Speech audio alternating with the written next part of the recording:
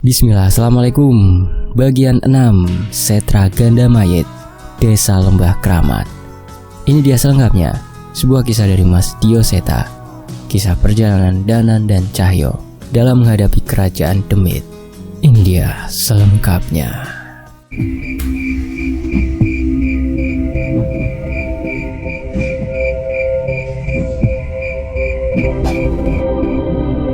Sudah berhari-hari terdengar suara besi yang saling beradu di rumah Mbah Jiwo.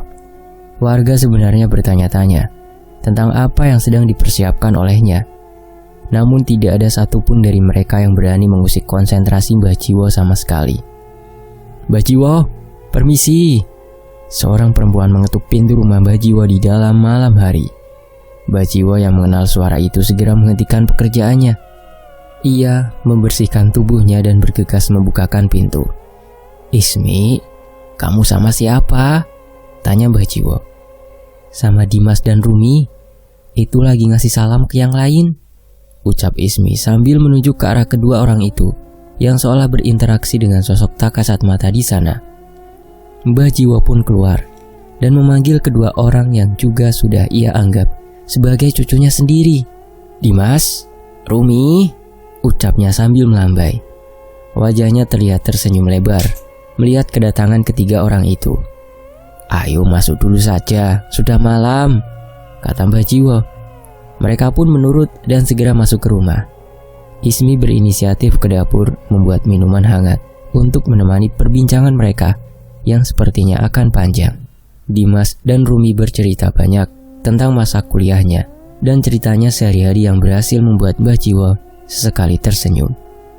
Setelah pertemuan mereka, Dimas, Rumi, dan Ismi sebenarnya cukup sering mampir ke rumah Mbah Jiwo, sekedar menikmati udara desa sambil menengok keadaannya.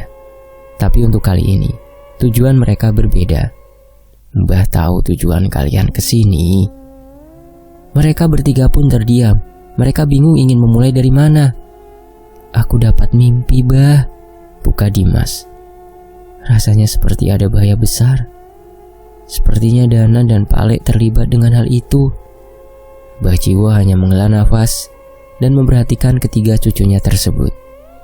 "Tapi Simbah nggak mungkin mengizinkan kalian ke sana. Selain berbahaya, tidak ada juga yang bisa kalian lakukan di sana." Rumi mendekat dan pindah duduk di samping Mbah Jiwo. "Iya Mbah, kita ngerti. Tapi kami kesini karena tahu Mbah Jiwo pasti akan menyusul ke sana kan?" ucap Rumi sambil menggenggam tangan Mbah Jiwo dan mengelus pundaknya. Mbah Jiwo setengah merunduk seolah ragu harus menjawab apa. "Kami cuma ingin memastikan Mbah nggak memaksakan diri. Mungkin Mbah memang memiliki peran dengan masalah ini. Tapi Mbah juga harus ingat bahwa kita manusia juga punya batasan," tambah Rumi. Mata Mbah Jiwo pun berkaca-kaca. Sebenarnya ia sudah sadar bahwa ikut campur dengan masalah ini sudah pasti mengancam hidupnya. Tapi bila keberadaannya bisa membantu walau sedikit, ia siap kapanpun, bahkan walau harus mengorbankan nyawanya. "Iya Rumi, Mbah akan jaga diri." Ismi pun mengeluarkan sebuah benda dari tasnya, sebuah korek api dengan ukiran kuno yang dulu sempat diberikan kepadanya. "Sepertinya saat ini benda ini lebih dibutuhkan oleh mereka," kata Ismi. Dimas juga mengeluarkan beberapa batu bulat berwarna hitam dan menyerahkannya kepada Mbah Jiwo. "Batu ini dulunya pernah didiami oleh mereka. Setidaknya ajaklah mereka, Mbah," ucap Dimas. Mbah Jiwo mengangguk. Ia mengerti maksud dari ketiga cucunya itu. Ia mengingat sosok-sosok yang pernah membantu Dimas dan Rumi saat mengantarnya ke Lembah Kramat. Mungkin saja mereka mau membantu Mbah Jiwo untuk melindunginya selama perjalanan. Perbincangan serius itu pun selesai saat itu juga. Mereka melanjutkan perbincangan santai sembari menikmati kudapan yang dibawa oleh Ismi sebelum Mbah Jiwo harus kembali melakukan pekerjaannya. Mbah Jiwo memperhatikan korek api yang diberikan oleh Ismi. Ia tahu kemampuan korek itu, namun instingnya sebagai penempa pusaka merasakan ada hal besar di balik kesederhanaan korek api kuno ini. Sementara itu di sisi lain, Cahaya bulan purnama yang menyinari gelapnya malam tak lagi terlihat di hadapanku. Gelapnya kabut hitam dan berbagai sosok yang tak kasat mata memantau padepokan wayang Ki Joyosena dari sudut desa. Suara dentuman terdengar sesekali dari arah padepokan, sementara rumah-rumah di sekitar desa sudah tertutup rapat. Aku melajukan motorku lebih cepat hingga melihat keadaan yang sebenarnya. Cahyo, Pak Le, dan seseorang yang tidak kukenal berusaha melindungi padepokan dari sosok raksasa tak kasat mata yang mengincar padepokan. "Mas, itu Buto?" tanya Mbah Wijan yang panik dengan apa yang ia lihat. "Jangan gentar, Pak. Kita nggak sendiri. Yang tidak bisa bertarung biar menunggu di desa saja," ucapku yang sebenarnya tidak menyangka bahwa sudah terjadi pertarungan lagi di tempat ini. Sesuai ucapanku, Panji dan Mbah Wijan mengatur beberapa muridnya untuk bertahan di desa. Sementara kami bertiga melaju ke padepokan. Cahyo dan Pak Le terlihat kerepotan menghadapi 3 makhluk besar itu sekaligus. Mereka, Buto alas, yang hanya setinggi 2 kali manusia biasa. Seharusnya mereka bisa menanganinya dengan mudah. Tapi sepertinya pertarungan sebelumnya membuat mereka menjadi kewalahan. Aku memarkirkan motorku dan menghampiri makhluk itu. Dengan membacakan ajian pada kepalan tanganku, aku pun menerjang salah satu Buto itu dan melepaskan sebuah pukulan jarak jauh. "Danan," Cahyo yang menyadari kedatanganku seketika tersenyum bersama jatuhnya salah satu Buto yang menerima seranganku. Menyusul seranganku, Panji melemparkan tombak pusaka miliknya, sementara Mbah Wijan menghujamkan kerisnya di punggung salah satu Buto yang tersisa. "Masih ada lagi?" tanyaku pada Cahyo. "Nggak tahu, Nan. Dari tadi demit-demit dari berbagai ras datang terus nggak selesai-selesai," kata Cahyo. Aku pun melihat bekas tanah terbakar hingga beberapa ular yang sudah tidak berdaya. Sepertinya tempat ini benar-benar tidak aman. "Pak Le, Cahyo, kenalin ini Mbah Wijan dan Panji," ucapku memperkenalkan mereka. Namun sepertinya Mbah Wijan sudah mengenal Pak Le saat menghubunginya dulu. Pak Le pun mengenalkan pada kami seorang pria yang bernama Pak Waja, seorang Balian yang menurut penerawanganku juga memiliki ilmu yang cukup tinggi. Setelah memastikan tidak ada serangan lagi, Sena pun mengajak kami masuk sementara murid-murid padepokannya berjaga di depan. Pak Le sudah menghubungi orang-orang yang mungkin bisa membantu kita. Tapi ternyata beberapa dari mereka juga sudah mendapat wangsit dan petunjuk mengenai kejadian ini. Jelas Pak Le. Aku mengangguk mengerti. Sepertinya aku tahu siapa saja yang sudah dihubungi oleh Pak Le untuk membantu kami. Tapi Pak Le, kalau padepokan Sena tidak aman, kenapa kita tidak pindah ke tempat lain saja? Tanya Panji. Padepokan ini menyimpan pusaka yang diincar oleh mereka. Sebuah wayang jimat peninggalan keluarga Sena. Mereka datang untuk merebut. Sepenting itu pasukannya? Tanya Panji lagi. Di tangan demit-demit yang berasal dari masa lalu itu, mereka bisa menggunakan azimat wayang Durga itu untuk memanggil dedemit yang terlahir dari kekuatan Dewi Durga dulu. Jelas Cahyo lagi. Ada pusaka sehebat itu di tempat ini? Tanya Mbak Wijan. Sena datang mengantarkan beberapa gelas kopi dan meletakkannya di hadapan kami. Keturunan saya dipercayakan untuk melindungi pusaka itu agar tidak digunakan sama sekali. Saat ini hanya saya yang mengetahui keberadaannya, sambung Sena.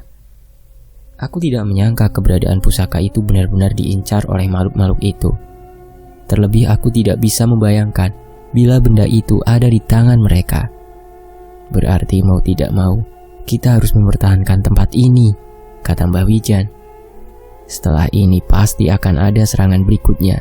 Saya merasakan saat malam nanti akan ada beberapa dari demit kuno itu yang akan menyerang tempat ini, tambah Pak Wajah. Sudah pasti nanti malam akan jadi pertempuran besar.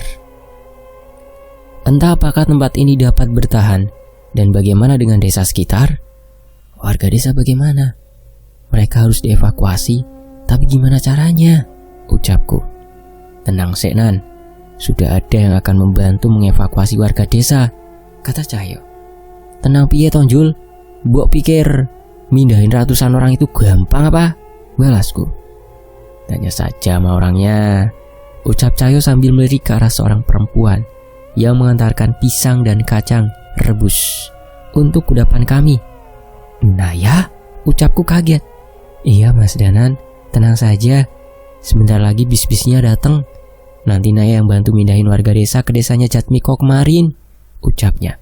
Iya Nay, balasku. Tuh kan, giliran sama Naya langsung jinak, ledek Cahyo. Cangkemmu kuwi lho, Jul. Oh, bisiku pada Cahyo. Sialnya bukannya diam-diam malah semakin tertawa. Memangnya ada bis yang bisa jemput malam-malam begini, Nay? Mahal kan itu? Tanyaku. Tenang saja, saya minta bantuan bis perusahaan buat kesini. Tiba-tiba terdengar suara seseorang yang cukup kukenal dari arah belakang.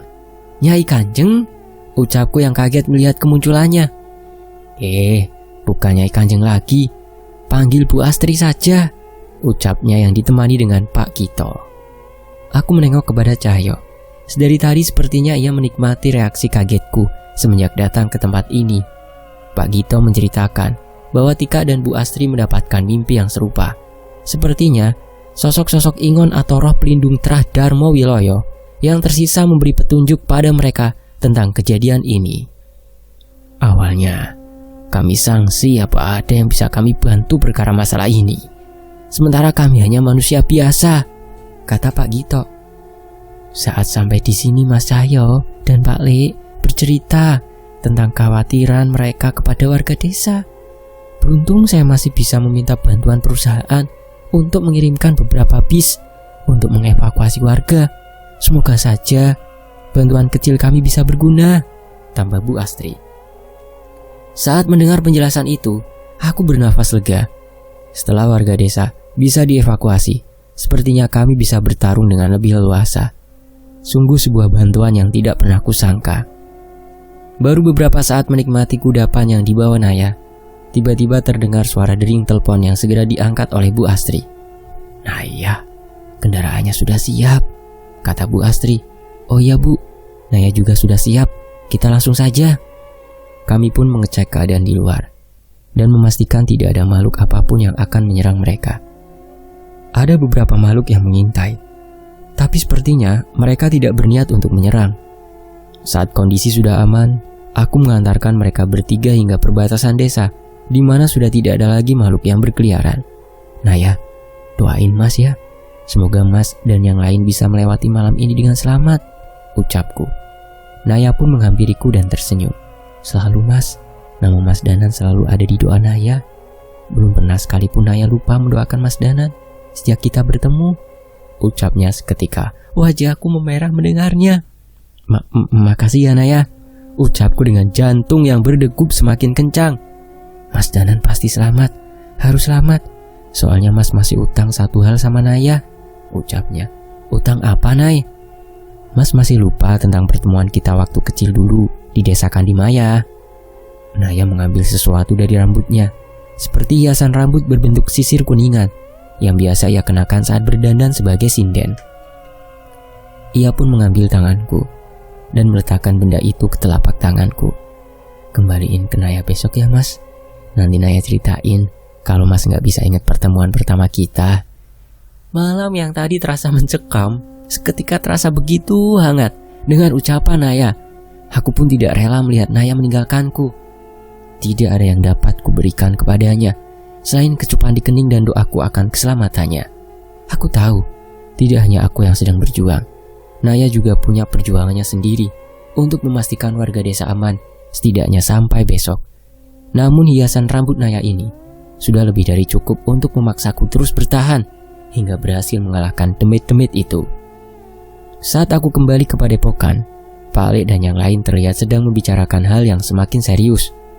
Keraton Segoro Kidul, Alas Wetan, Kiri Kulon, dan Pantai Utara. Apa tidak ada pergerakan dengan kejadian ini? Ucap Mbah Wijan. Keberadaan kerajaan Demit ini sepertinya tidak mengganggu wilayah mereka. Lagi pula tidak benar bila kita mengharapkan bantuan mereka, balas Pak Ale. Mbah Wijan mengangguk. Keberadaan 4 keraton itu kadang memang sering menjadi acuan para pencari ilmu. Namun, keberadaan mereka hanya bersifat sebagai guru yang memberi petunjuk. bukan sosok yang akan turun langsung menghadapi hal seperti ini. Sementara itu hari semakin malam, belum ada tanda-tanda serangan lagi dari makhluk-makhluk itu. Naya pun sudah mengirim pesan padaku bahwa warga desa sudah diberangkatkan menuju desa Jatmiko yang tidak jauh dari desa ini. Aku menoleh ke arah Cahyo. Ia terlihat tidur di tikar ujung. Sepertinya ia memang cukup lelah. Tapi sepertinya ini pertama kalinya aku melihat Cahyo tertidur di saat seperti ini. "Jul, bangun Jul. Tidur di dalam saja.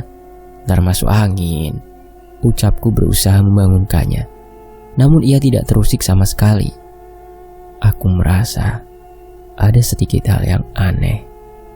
Biasanya Cahyo tidak pernah melupakan sarungnya ketika tidur.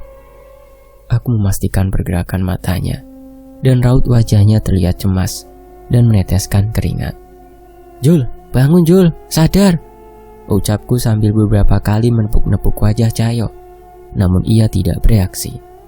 Aku mencobanya lebih keras hingga menarik perhatian Pak Lek dan yang lain. "Panjul kenapa Nan?" tanya Pak Lek. "Gak tahu Pak Lek, aneh. Gak bisa dibangunin. Tidurnya terlihat gusar," ucapku panik. Pak Wajah sadar sesuatu dan segera mengambil tempat untuk memeriksa Cahyo. "Kita lengah. Mas Cahyo diserang," ucap Pak Wajah. "Diserang?" tanyaku bingung. Pak Wajah segera mengambil cawan kuningan beserta pemukulnya. Ia meletakkan benda itu di samping telinga Cahyo dan memukulnya hingga mengeluarkan suara dentingan. Ada mantra panjang yang ia alunkan mengikuti suara denting cawan itu. Cukup lama, tapi aku melihat reaksi Cahyo semakin panik dan gusar hingga tiba-tiba ia tersadar dan langsung terduduk. "Nan, Danan!" ucapnya panik saat terbangun. Aku mendekatinya dan segera menangkap pundaknya. "Tenang Jul, tenang. Tarik nafas dulu," balasku. Cahyo pun berusaha mengikuti ritme nafasku sebelum memutuskan untuk berbicara. Pak Lek pun memberikan segelas air yang telah dibacakan doa. Dan setelahnya wajah pucat Cahyo perlahan mulai pulih. "Mimpiku ndak wajar Nan. Ada yang maksa aku buat membunuh kalian semua," kata Cahyo. Aku pun menoleh pada Pak Wajah berharap ia bisa mengerti makhluk apa yang menyerang Cahyo. Dulu sempat ada kasus di mana ada makhluk yang bisa membunuh lewat mimpi. Sudah lama sekali, tapi saya sendiri belum mengerti wujudnya. Jelas Pak Wajah. Tadi saya hanya memanggil kembali Sukma Mas Cahyo dan berharap ia bisa melawan dan mendapatkan kesadarannya. Membunuh lewat mimpi? Benar ada makhluk seperti itu? Wujudnya nenek kerdil Nan.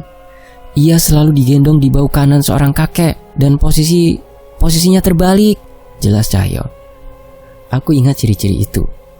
Dia adalah makhluk yang berhadapan denganku di kantor.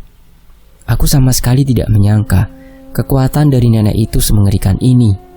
Nyai Wijul, dia pemilik tusuk konde yang kubawa kemarin, jelasku. Belum sempat berbicara lebih banyak, tiba-tiba terdengar suara pintu didobrak dengan kencang. Seseorang berbaju pemain karawitan menatap Sena dengan mata yang tertutup, namun raut wajahnya begitu aneh. "Mas Tono," ucap Sena. Ternyata dia adalah salah satu anggota padepokan Sena. "Di mana jimat itu? Kamu tidak bisa bohong. Aku merasakan kekuatan jimat itu di sini," ucap Mas Tono dengan suara seperti nenek-nenek.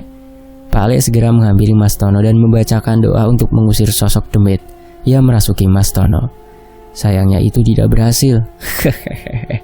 "Percuma. Aku tidak di sini. Tapi sebentar lagi tempatmu ini akan terjadi banjir darah," ucap sosok yang merasuki Mas Tono. Aku memperhatikan benar-benar keadaan Mas Tono. Dia tidak kesurupan. "Pak Wajah, mantra tadi lagi. Mas Tono gak kesurupan, dia tidur," panggilku pada Pak Wajah. Pak Wajah pun mengerti dan melakukan hal serupa seperti yang ia lakukan pada Cahyo. Dan benar saja, Mas Tono memberontak dengan keras karena kesadarannya sudah dikuasai lewat mimpinya. Beruntung ilmu Pak Wajah bisa memulihkan Mas Tono. Wajah Mas Tono terlihat bingung dan panik. Ia seolah tidak mengingat apapun yang terjadi dengan dirinya.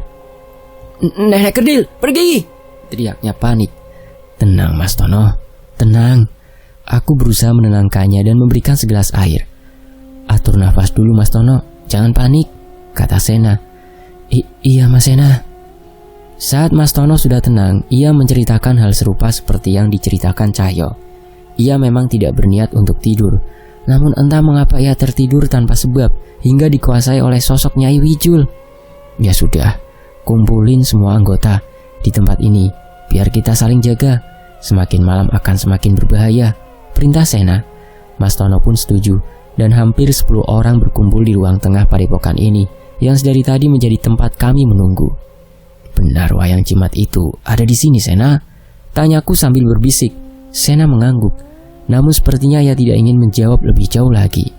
Sementara itu Palek membukakan ayat-ayat suci dan meminta seluruh anggota padepokan Sena melakukan wiridan dengan membaca ayat-ayat tersebut. Belum lama setelah semua orang berkumpul di ruangan ini, tiba-tiba seluruh lampu di padepokan ini padam. Tidak hanya di padepokan, seluruh listrik di desa pun ikut padam. Kali ini hanya cahaya bulan purnamalah yang menerangi seluruh desa. "Mas, saya ambil senter dulu," ucap salah satu anggota Sena. Jangan ada yang keluar," ucap Mbah Wijan. "Serangan sudah dimulai," benar ucapan Mbah Wijan. Aku merasakan sesuatu yang mengerikan berdatangan dari luar. Beberapa dari kami menyalakan penerangan dari telepon genggam, sementara Sena mencoba menyalakan lampu minyak yang ada di ruangan yang biasa mereka gunakan untuk menerangi layar. Dari atap terdengar suara ular yang mendesis. Sayangnya suaranya tidak hanya berasal dari satu ekor ular. Sesekali melintas cahaya kobaran api terlihat melalui jendela. Benda itu mengitari bangunan ini berkali-kali. "Kita keluar, Pak Le?" tanyaku. "Belum, sebentar lagi. Lawan kita yang sebenarnya baru akan datang sebentar lagi," ucap Pak Le dalam posisi meditasinya. Benar ucapan Pak Le. Beberapa lama setelahnya terdengar suara tembang seorang sinden yang mendekat yang diiringi dengan suara kentrung sederhana. Dari jauh terlihat sekumpulan obor berbondong-bondong menghampiri tempat ini. "Padepokan Ronggo Mayit," ucap Sena yang segera keluar dan menyambut mereka. Saat aku keluar, seketika kesadaranku terganggu seolah rasa ngantuk memaksaku untuk terlelap. Aku menoleh ke arah hutan. Bayangan sesosok makhluk berada di sana. Seorang kakek yang menggendong nenek kerdil. "Nyai Wijul," ucapku yang segera membaca mantra pelindung gaib dan menyambut kedatangannya.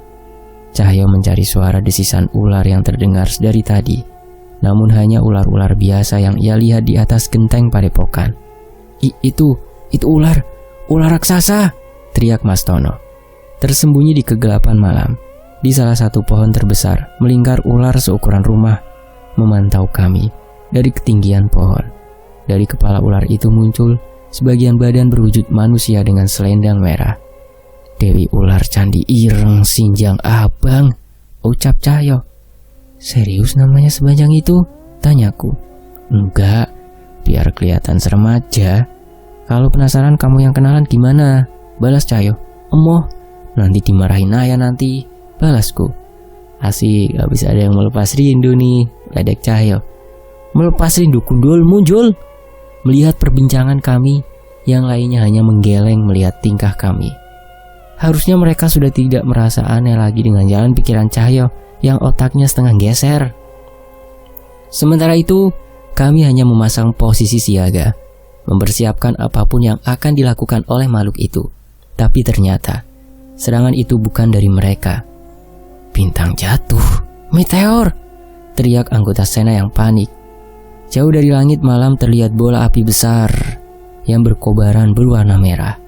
Benda itu bersiap jatuh ke pendopo, seperti sebuah meteor yang siap menghantam. Melihat hal itu, Pak Wajah lari mendahului kami. Ia membacakan mantra dan membangkitkan ilmu aksara di tubuhnya. Sebelum bola api besar itu sempat mendarat, tiba-tiba Pak Wajah berubah menjadi sosok Rangda dan berubah lagi menjadi bola api yang membara dengan warna kuning. Kedua bola itu beradu tak jauh dari padepokan, sehingga energi besar hasil benturan mereka merusak beberapa bagian bangunan pendopo, seolah menjadi tanda sebuah perang. Dalang demit dari padepokan Ronggo Mayit itu mengibaskan beberapa wayang berwujud Kurawa dan Buto hingga berbagai sosok hitam berlari menerjang kami. Aku sudah siap dengan keris rogo sukmoku, dan Cahyo sudah siap mementalkan kembali makhluk yang dikirimkan dalam demit itu dengan kekuatan Wonosuro yang merasuk ke dalam dirinya. Cahyo, kita mulai rencana kita, ucapku yang dibalas anggukan oleh Cahyo. Ia memasang kuda-kuda, sementara aku melapisi keris raga sukma hingga kilatan cahaya menyelimuti bilah keris ini. Aku melompat ke arah Cahyo, dan ia memantulkanku dengan kekuatan Wonosuro. Tubuhku melesat seperti peluru dengan keris yang seketika menghantam dalang demit itu dan melobangi pundaknya. Salah satu tangannya terjatuh terpisah dari badannya bersamaan dengan besarnya lubang yang kubuat dengan keris rogo sukmo. Kamu pikir bisa membunuhku dengan ilmu seperti ini? Ucap dalang itu. Tidak butuh waktu lama, darah dan jaringan tubuh dalang itu kembali bergerak dan menyatu lagi dengan tubuhnya. Aku tidak mempedulikan ucapannya. Rencanaku yang sebenarnya harus kuselesaikan dalam beberapa detik. Tepat ketika dalang demit itu pulih, ia pun menoleh ke arahku. Bocah setan! Dalang demit itu terlihat murka dengan meninggalkan ragaku di salah satu pohon. Aku memisahkan sukmaku dan melesat secepat mungkin ke tumpukan-tumpukan wayang yang digunakan dalang demit itu. Ini adalah rencana Sena, ia mengatakan dengan menggunakan keris raga sukma yang telah dituliskan aksara mistis. Seharusnya seranganku bisa menghancurkan wayang-wayang dalang itu agar ia tidak bisa menggunakannya. Saat aku berhasil melubangi hampir semua wayang yang ia bawa, seketika roh Buto dan Kurawa yang menyerang padepokan hilang seketika. Tapi tidak ada waktu untuk senang. Setelah ini aku harus kembali menghadapi seluruh pasukan padepokan Ronggo Mayit bersama pimpinannya itu. Di tempat lain, Cahyo melihat sosok Dewi Ular Purba itu meninggalkan pohon tempatnya memantau kami. Ia menghempaskan ekornya menghantam padepokan Sena. Cahyo melompat dengan kekuatan Wonosuro dan menahan serangan ular. Namun anehnya, Cahyo terpental dengan mudahnya. Jangan samakan kekuatanku dengan saat tertahan kekuatan reruntuhan itu, ucap Dewi Ular. Dalam hitungan detik, seketika ekor ular itu membelah pendopo padepokan Sena menjadi dua bagian. Kayu-kayu dan puing-puing bertebarangan ke segala arah dengan serangan makhluk itu. Sena, masih ada orang di dalam? Tanya Palek khawatir. Tidak ada, Palek. Semua sedang bertarung dengan anak buah dalang demit itu, ucap Sena. Sementara itu Mbah Wijan mengejar keberadaan Nyai Wijul yang bayangannya masih memantau kami dari jauh. Ia mengajak Panji untuk menyerang makhluk itu bersamaan. Panji melemparkan tombaknya yang dengan mudah dapat ditepis seorang kakek yang menggendong Nyai Wijul. Serangan itu berhasil mengalihkan kakek itu hingga Mbah Wija berhasil menghujamkan serangannya hingga keris mereka beradu. Serangan itu berhasil mementalkan Mbah Wijan. Namun tanpa sadar, tiba-tiba bahu Mbah Wijan berlubang dan meneteskan darah. Bah, kenapa Mbah diam saja? Tanya Panji. Diam. Wajah Mbah Wijan terlihat bingung. Kakek tua itu tertawa melihat ekspresi mereka. Rupanya serangan Mbah Wijan tadi adalah mimpi sesaat yang diciptakan Nyai Wijul. Sementara sang kakek tua itu menyerang Mbah Wijan dengan kerisnya. Pertempuran sengit terjadi di berbagai sisi. Tak jarang suara ledakan terjadi di berbagai tempat. Tapi yang kutakutkan, aku masih mendengar suara tawa makhluk-makhluk itu, seolah saat ini mereka hanya mempermainkan kami saja. Tidak ada waktu untuk mengulur waktu. Aku pun menggunakan seluruh tenagaku untuk melontarkan tubuhku, menyerang anak buah dalang demit itu, sembari memisahkan sukmaku untuk menyerang dan segera kembali untuk mengendalikan tubuhku. Dengan cara ini, aku bisa menghadapi banyak musuh sekaligus. Sementara itu Palek memanggil geni Baraloka andalanya dan memecahnya ke arah Mbah Wijan dan Cahyo yang sedang terluka. Ia terlihat bingung membagi konsentrasinya untuk memulihkan kami atau ikut bertarung. Bocah tolol, kalian tidak sadar, tidak ada satupun kesempatan kalian untuk menang, ucap dalang demit itu. Dalang demit itu mengambil salah satu wayang berwujud Rahwana di sebuah peti kayu. Kali ini ia mengibaskannya dengan cara yang aneh dan mengangkatnya setinggi mungkin sambil membaca sebuah mantra. Tak lama setelahnya wayang itu berubah menjadi kabut hitam dan menyelimuti tubuh sang dalang dan membuatnya membesar dengan wajah menyerupai sosok Buto. Pakaiannya pun berubah, seperti seorang raja di zaman pewayangan, persis seperti wayang yang dia angkat tadi. Tanpa sadar tiba-tiba dalang itu sudah berada di depanku dan memukul dadaku dengan tangan kosong. Seketika aku mendengar suara retakan dari tulang rusukku, bersamaan dengan muntahnya cairan merah dari mulutku. Serangan itu datang bertubi-tubi, hingga rasa sakit menjalar ke seluruh tubuhku, bersama dengan pudarnya penglihatanku. Melihat kejadian itu, tiba-tiba sebuah bola api kuning menyambar dalang itu dan melepaskanku dari serangan mematikan itu. "Mas, kita menghindar," ucap Pak Wajah, kembali ke wujud manusia dan membawaku mundur dari medan pertempuran itu dalam wujud rangdanya. "Percuma. Tidak ada satupun dari kalian semua yang bisa mengalahkanku, Ki Ronggokupolo," ucapnya dengan sombong sambil berjalan ke arah kami. Pak Lek menerima tubuhku dari Pak Wajah dan segera memulihkan lukaku dengan geni baralokanya. Aku melihat ke arah sekitar. Ucapannya itu bukan gertakan. Cahyo kewalahan melawan ular besar itu hingga padepokan Sena hampir rata dengan tanah. Bahwijan dan Panji masih mencari cara menangani ilusi yang dibuat Nyai Wicul. Pak Wajah bisa menandingi pengguna ilmu leak itu. Namun dari jauh, ia melihat beberapa bola api yang bersiap menyerang desa ini lagi. "Jangan buang waktu, ambil wayang itu!" perintah Dewi Ular Purba itu setelah berhasil memporak-porandakan padepokan Sena. Bola api merah yang berkobar mencoba menerobos padepokan, namun sebelum mendekat, Palek membacakan seluruh mantra. Yang ku tahu, itu adalah mantra untuk mengaktifkan api hitam dari luka yang ia gores dengan bilah hitam keris Sukma Geni.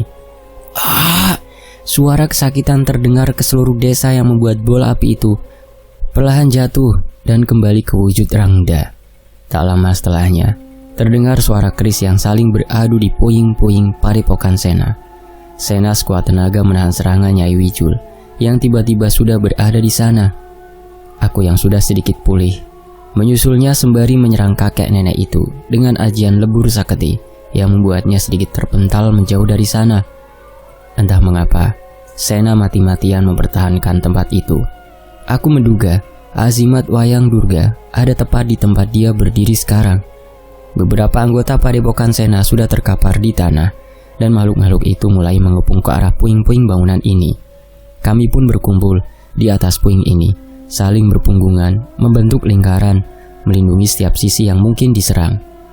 "Jadi pusakanya benar-benar ada di sini?" tanya Cahyo. Sena mengangguk.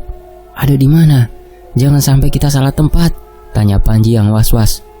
"Di bawah kalian," jawab Sena singkat. "Sebelah mana?" "Tertimbun puing," tanyaku. Sena berusaha mengatur nafas. Wajahnya benar-benar pucat mengetahui belum ada cara untuk melindungi pusaka itu. "Azimat Wayang Durga ada di bawah kaki kalian. Benda itu sebesar pelataran padepokan ini. Bapak menanamnya tepat di bawah pelataran pendopo ini agar bisa mengunci kekuatannya dengan ritual tanpa putus," jelas Sena. Kami seketika kaget mendengar penjelasan Sena. "Wayang apa yang ukurannya sebesar pelataran? Bagaimana mungkin itu bisa digunakan?" ucapku bingung. Namun Cahyo terlihat lebih geram. "Sena bilang wayang itu dibuat dari kulit manusia dan bangsa demit. Berarti ada berapa manusia yang ditumbalkan untuk membuat wayang sebesar ini?" Wajah Cahyo terlihat semakin emosi. Saat ini tidak ada jalan keluar bagi kami selain menghadapi semua serangan mereka. Beberapa bola api mulai menjulang ke tempat ini lagi. Dewi ular itu bersiap membanting tubuh ularnya menembus padepokan ini. Sementara dalang yang mengaku bernama Ki Ronggokupolo itu berlari dan melompat setinggi-tingginya, bersiap menghempaskan kepalanya yang menghitam ke arah kami. Aku menoleh ke arah Nyai Wicul. Sepertinya mulutnya membacakan mantra, entah untuk merapal kutukan atau ilusi. "Jangan keluar dari kobaran geni baraloka. Nyawa kalian taruhannya," perintah Pak Lek yang mengerahkan seluruh tenaganya untuk membuat kobaran geni baraloka menyelimuti seluruh tubuh kami. "Wonosuro, kerahkan semua kekuatanmu," teriak Cahyo. "Tombak Lembu Waro, seandainya kamu punya kekuatan tersembunyi, sebaiknya keluarkan sekarang," ucap Panji dengan tangan yang gemetar. Pak Wajah berjaga di atas kami dalam wujud bola api sebagai tirai awal menahan serangan mereka. Sementara Mbah Wijan membacakan berbagai mantra untuk memperkuat pertahanan kami. Hanya satu hal yang bisa kulakukan saat ini. Mantra itu harus kubacakan. Kuletakkan keris Raga Sukma di dadaku dan membayangkan satu-satunya sosok yang mungkin membantuku. Jagat lelembut, boten duwe wujud. Kulo nimbali, surga loko, surga kayangan. Ketuh mulai sampun nampani, tekan asa tekan sedanten. Tepat seusai mantra itu kubacakan, seluruh serangan dari makhluk itu menghantam kami semua. Kami semua terpental, seolah seluruh pertahanan kami sia-sia. Beruntung, Pak Lek sempat memusatkan geni baralokanya di organ penting kami, hingga kami masih bisa bernafas. Tapi sepertinya, tidak ada satupun dari kami yang bisa bergerak. Dengan penglihatanku yang mulai kabur, aku melihat Ki Ronggo Kupolo menghancurkan pelataran padepokan Sena dan mengangkat dengan kedua tangannya sendiri sebuah wayang hitam berwujud Dewi Durga. Ia mengangkat wayang itu seorang diri, yang bahkan tongkat penyangganya hampir seukuran tubuhnya sendiri. Jangan! Sena berusaha menahan kaki Ki Ronggo Kupolo dengan tubuhnya yang lemah, namun dengan mudah ia menendangnya hingga terpental dan memuntahkan darah. Sena, aku berusaha berteriak, namun sepertinya tulang-tulangku patah. Aku hampir tidak bisa bergerak sama sekali. Ki Ronggo Kupolo terlihat senang. Ia mengibaskan wayang sebesar itu hingga angin besar bertiup memutar di seluruh desa. Aku mengundang kalian semua, demit-demit yang lahir dari kekuatan penguasa Setra Ganda Mayit, ucap Ki Ronggo Kupolo. Tak lama setelah itu, terdengar suara cekikikan dari berbagai arah. Suara teriakan kesakitan terdengar pilu, seolah terbukanya sebuah gerbang penyiksaan. Gapura pisanan, demit alam pertama, pilih penguasamu, perintahnya pada demit-demit itu. Bersama dengan itu muncul berbagai makhluk dari alam dalam kabut, dari dalam tanah, jatuh dari langit. Benar-benar pemandangannya mengerikan. Makhluk-makhluk itu bergerak menuju sosok-sosok yang kami lawan, seolah memilih siapa yang memerintah mereka. Terdengar suara langkah kaki terseok-seok mendekat ke arahku dan Cahyo. Itu Pak Lek. Ia menggoreskan bilah putih keris Sukmo Geni dan meneteskan darahnya ke bilah putih itu. Darahnya seketika terbakar menjadi tetesan api. Ia baru membuka gerbang pertama. Gunakan cara apapun untuk menghancurkan pusaka itu, perintah Pak Lek. Ia meneteskan api itu ke tubuhku dan Cahyo. Dalam sekejap, tubuh kami berangsur-angsur pulih, sementara Pak Lek kehabisan tenaga. Perlahan aku mulai berdiri dan memberi isyarat pada Cahyo. Kami akan menggunakan rencana yang sama dengan tadi. Jangan sampai meleset, ucap Cahyo. Aku mengangguk meresponnya dengan sekuat tenaga. Cahyo menahan telapak kakiku dan melesatkanku menuju wayang raksasa itu. Dengan mantra yang kubacakan, aku melapisi keris Raga Sukmaku dengan cahaya putih untuk memperkuatnya. Dalam sekejap, aku sudah berada di hadapan wayang itu. Saat itu juga aku menghujamkan kerisku ke arahnya. Namun aneh, seranganku hanya lewat begitu saja tanpa menggores sedikit pun wayang itu. Saat itu aku berpikir, mungkin Sena bukan tidak ingin menghancurkan wayang ini, namun ia sama sekali tidak menemukan cara untuk menghancurkan wayang jimat ini. Makhluk bodoh, pusaka ini dibuat agar bisa bertahan sampai akhir zaman, ucap Ki Ronggo Kupolo dengan sombong. Aku pun jatuh tersungkur di antara hutan dengan sebuah kegagalan. Aku mengepalkan tanganku, memukul tanah dengan kesal. Aku tidak tahu lagi. Samar-samar aku mendengar suara orang melangkah dari belakang. Coba sekali lagi mas, gunakan ini. Dari dalam hutan, muncul seseorang yang suaranya tidak asing. Ia melemparkan sebuah batu berbentuk bundar, berwarna hitam ke hadapanku, dan muncul sosok makhluk berkepala kerbau di sana. Ki Mahesa Ombo, tolong lemparkan Danan sekali lagi ke sana, perintahnya. Mbah Jiwo, itu suara Mbah Jiwo. Ia muncul dari belakangku dan menyerahkan sebuah benda yang tidak asing, sebuah korek api. Ini korek yang dulu dimiliki oleh Pak Lek. Aku tidak mengerti maksudnya, namun aku juga tidak ingin banyak bertanya. Makhluk bernama Ki Mahesa Ombo itu pun mengangkat tubuhku dan melemparkanku lagi ke arah azimat wayang Durga. Berbagai demit berterbangan mencoba menghadangku. Aku pikir aku akan gagal sekali lagi. Namun tiba-tiba terlihat beberapa sukmo keris datang melayang menghabisi demit-demit itu. Aku pun tersenyum mengetahui hal itu. Dirga, aku tahu itu pusaka Dirga. Rupanya ia sudah semakin dekat. Azimat wayang Durga itu masih terus dikibaskan dan memanggil berbagai macam demit. Aku berhasil melayang tepat ke ujungnya. Aku meraih ujung wayang itu dan menyalakan korek api pusaka yang diberikan Mbah Jiwo. Tidak seperti biasa, korek itu menyala dengan api yang membara. Hanya dengan sedikit sentuhan ujung bagian wayang itu sudah terbakar perlahan. Sekali lagi aku terjatuh. Suara retakan tulang sekali lagi terdengar di tubuhku. Namun itu bayaran setimpal bila dibandingkan dengan wajah cemas Ki Ronggogupolo saat ini. Bocah kurang ajar, apa yang kau lakukan? Api itu terus menjalar membakar wayang itu. Namun sosok rongga hitam terbang ke arahnya dan menebas bagian yang terbakar hingga terlepas dari bagian utamanya. Saat itu juga aku merasakan kekuatan hitam dari wayang itu berkurang dan tidak ada lagi makhluk yang bermunculan. Habis si bocah itu, dia harus mati dengan mengenaskan, ucap Ki Ronggogupolo. Berbagai demit datang menghampiriku dan bersiap mengoyak bagian tubuhku. Cahyo segera berlari sekuat tenaga ke arahku. Namun sebuah lilitan ular menangkapnya dan membantingnya hingga terluka. Ini akhir? Tidak, seandainya ini akhir untukku.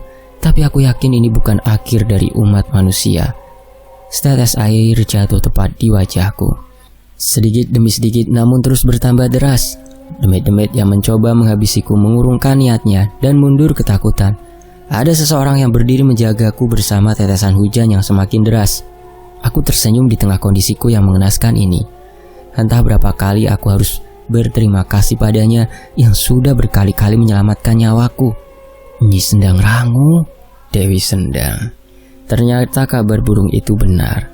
Kau berpihak pada manusia, ucap Ki Ronggogupolo.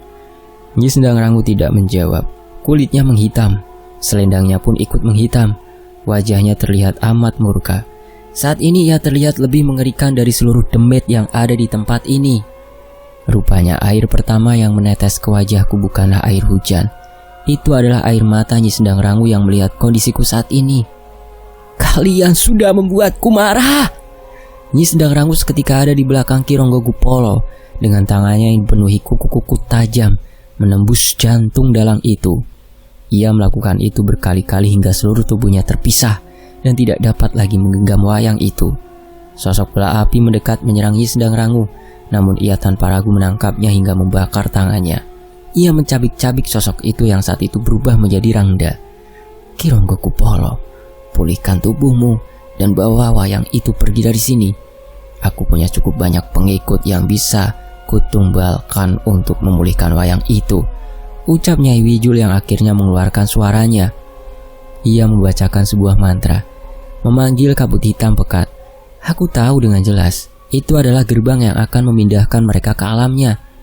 Nyi Sendang Rangu yang mengamuk akhirnya kewalahan menghadapi Rangda dan Dewi Ular yang ikut menyerangnya.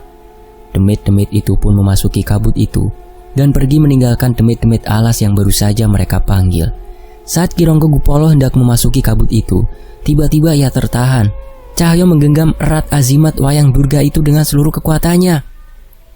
Tinggalkan benda ini, perintah Cahyo. Cahyo, jangan. Aku mencoba menahannya, tapi tubuhku cukup sulit untuk bergerak. Dengan mudah Ki Ronggogupolo mengibaskan wayang itu dan membuat Cahyo terpental. Namun Cahyo tidak menyerah. Ia kembali mengejar dalang demit itu, namun ia terpental sekali lagi. Bukan oleh serangan dalang demit itu, tapi sosok ada pendekar berpakaian karawitan yang menggunakan pecahan topeng ireng milik Ludruk terkutuk itu yang menghadangnya. Mereka beradu ilmu, namun kekuatan mereka terlihat seimbang. Cahyo yang merasa waktunya tidak banyak memanggil sekali lagi sosok kera raksasa sahabatnya itu. Wonosuro! Kali ini suara Wonosuro terdengar mengaum ke seluruh desa. Cahyo pun segera bersiap menyerang pria itu. Pengguna topeng Ludruk itu malah tersenyum sambil memegang sebuah wayang yang ia ikatkan di punggungnya. Aku ingat, itu adalah wayang berwujud kera yang kami lawan saat mereka ke tempat ini sebelumnya. Jogorawu, ucap pengguna topeng itu. Seketika kekuatan besar mengalir ke seluruh tubuh pengguna topeng itu. Ia dengan mudah menahan serangan Cahyo yang diperkuat dengan roh Wonosuro. Jogorawu, tidak mungkin, ucap Cahyo. Pria bertopeng itu mengambil wayang itu dari punggungnya dan mengibaskannya. Seketika suara kera besar terdengar mengaum dengan keras. Dan lagi, sepertinya Cahyo mengenal sosok itu. Siapa kau? Tidak mungkin itu Jogorawu, ucap Cahyo panik. Pria itu menoleh ke arah Ki Ronggopolo yang telah masuk ke dalam kabut hitam itu. Cahyo, anak yang beruntung yang selamat dari desa di Gunung Timur. Asal kau tahu, bukan kau saja yang selamat dari desa itu, ucap pengguna topeng itu sambil menunjuk ke wajah Cahyo. Apa maksudmu? Masih ada warga yang selamat? Wajah Cahyo terlihat semakin panik. Mungkin saat ku buka topeng ini, kau bisa mengenal siapa aku. Itu pun kalau kau bisa bertahan hidup sampai saat itu tiba, ucapnya yang segera pergi berlari menyusul Ki Ronggopolo. Sudah cukup Rawu, kita masih punya banyak kesempatan untuk membalaskan dendamu, ucapnya sambil menenangkan sosok roh kera raksasa yang masih ingin mengamuk itu. Pria pengguna topeng itu pun pergi meninggalkan raut wajah Cahyo yang kehilangan ekspresinya. Bersambung, nantikan bagian akhirnya hanya di sini, di Fakta Sejarah. Demikianlah versi Fakta Sejarah membacakannya.